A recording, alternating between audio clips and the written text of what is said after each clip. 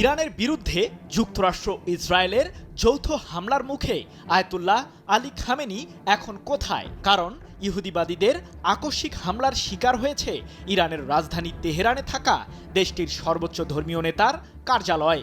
বাদ যায়নি ইরানের প্রেসিডেন্ট মাসুদ পেজেশকিয়ানের কার্যালয়টিও।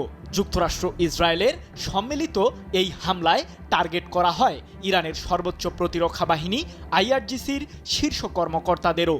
প্রশ্ন হলো, ইহুদিবাদীদের বিরুদ্ধে ইরানের পাল্টা প্রতিক্রিয়া ঠিক কেমন হতে যাচ্ছে, আর যুদ্ধের এই উত্তাপ কতদিন স্থায়ী হতে চলেছে?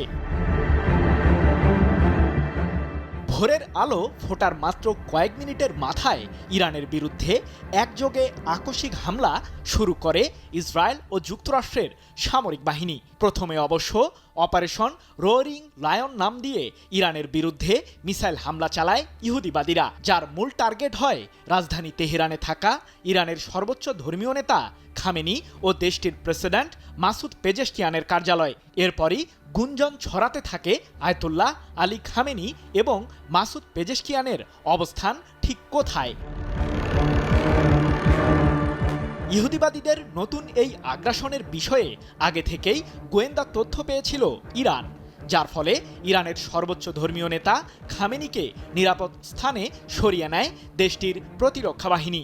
28 ফেব্রুয়ারি এক প্রতিবেদনে বিষয়টি নিশ্চিত করেছে ইসরায়েলের সংবাদ মাধ্যম দ্য জেরুজালেম পোস্ট।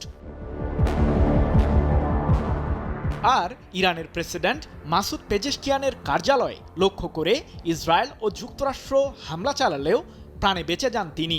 তবে এই সংঘাতে ক্রমাগত বাড়ছে হতাহতের সংখ্যা, যেই তালিকায় আছে আইআরজিসি সহ ইরানের সামরিক বাহিনীর সদস্যরা। এদিকে ইরানের বিরুদ্ধে যৌথ এই হামলার বিষয়টি স্বীকার করেছেন মার্কিন প্রেসিডেন্ট ডোনাল্ড ট্রাম্প।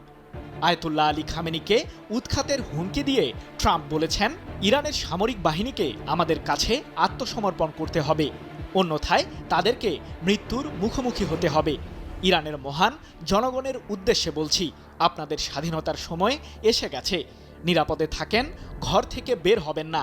সর্বত্র বোমা হামলা চলছে। আমরা অপারেশন শেষ করলেই আপনারা সরকারি স্থাপনা দখলে নেবেন।